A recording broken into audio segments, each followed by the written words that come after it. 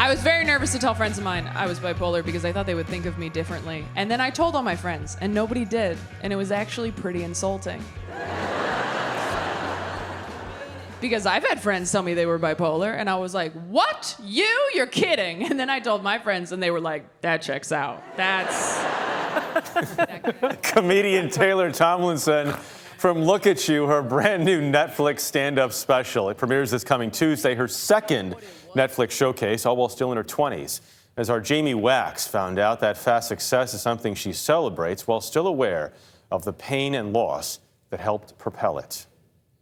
I remember doing a show in the lab when I was maybe 20, definitely before I moved to LA. At 28, Taylor Tomlinson has reached the heights of stand-up, headlining hallowed rooms like the main stage of the Hollywood Improv. This is a big deal. This is the brick wall. It's still so crazy to me that I've performed here, because I think about when I moved here. This is the place you see in interviews like this with comedians you grow up watching, or documentaries or what have you. So you can't even imagine being up here. And the first night I did a spot here, I don't even think I was inside my body. I was like, oh my God, I'm actually a comedian now. I had a list when I was 8. I tell you guys that because no one told me. They pulled me aside a year later at school. Someone's like, Taylor, your teacher thinks you might be struggling with a speech impediment. I'm like, what's a speech impediment? But she's also been selling out even larger venues throughout the country, like here in Boston, where she taped her new Netflix special, Look at You. Hope you find who you're looking for. If you have any follow-up questions, I'll be on the seesaw.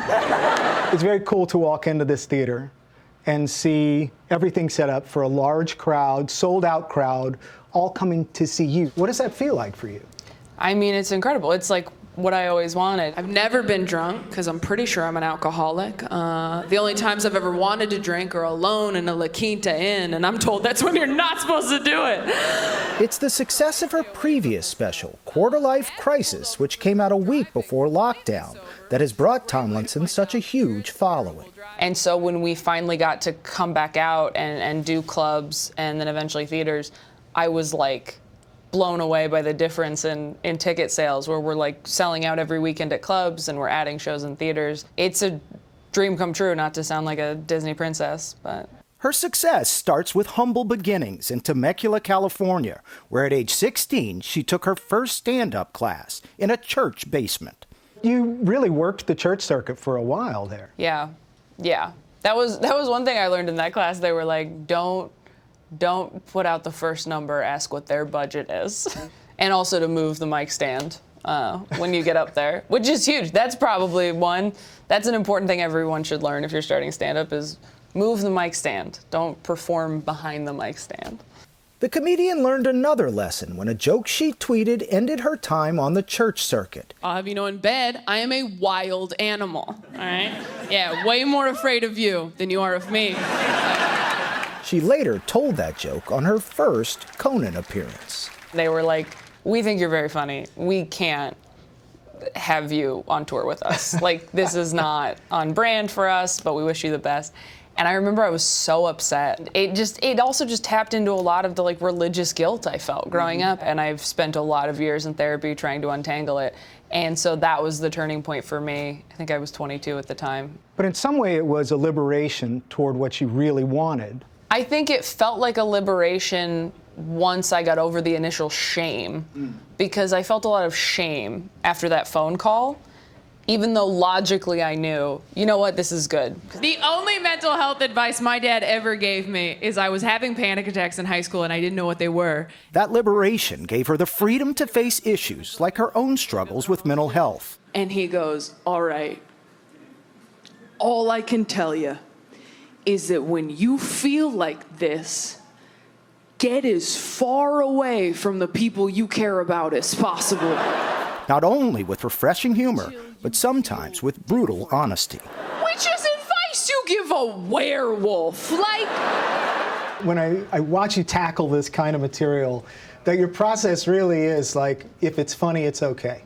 Yeah, because if it's not funny, it is just therapy. It's just sort of selfish Yeah. of me to just go up and be like, here are my feelings. In therapy, I figured out the day in my childhood I became an emotional eater. I was 8 years old and I was eating a bagel in the kitchen, and my dad came in and he goes, "You're gonna want to put that bagel down. I gotta tell you something." And that's when he told me that my mom had died. Tomlinson has mined the deepest recesses of her private experience for comedy and truth, even the loss of her mother at a young age. I went back to 4th grade like the angel of death. Everyone's like, "Step on a crack, break your mother's back." I'm like, "Stop eating bread, now your mom's dead, dude." Did that loss, on some level, drive you in any way to be able to put yourself out there like that to strangers? Yeah. Look, we're all just trying to fill a hole in here. Like, this is not, I do a joke about it in the new special where I go, do you think I'd be this successful at my age if I had a live mom? Because I wouldn't. There's just no way that if my mom were alive, I would be the same person. It is such a huge part of my identity.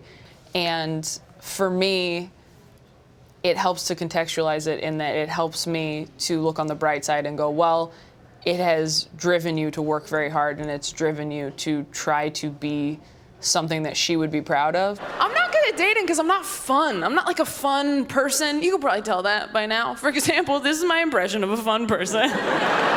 After years of delivering deeply confessional material, she's ready to put her current set aside and move to something perhaps a little lighter. I do think the next hour of material I would like to be a little lighter, just for my own personal mental health. Does life feel lighter right now? Is that part of what makes you want to go there? I don't know. In so many ways, my life is better and easier than it ever has been. And then there are certain things that are, mental health-wise still very difficult and I'm still navigating. And I hope that in 2 years I will be in an even better, easier, lighter place and my material will reflect that to give me and my audience a break, I guess.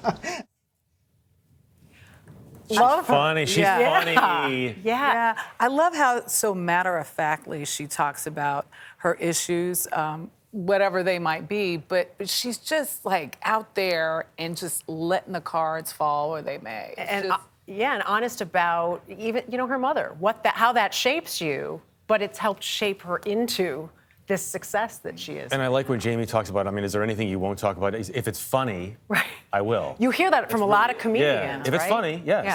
Yeah. Oh, great stuff. Good stuff.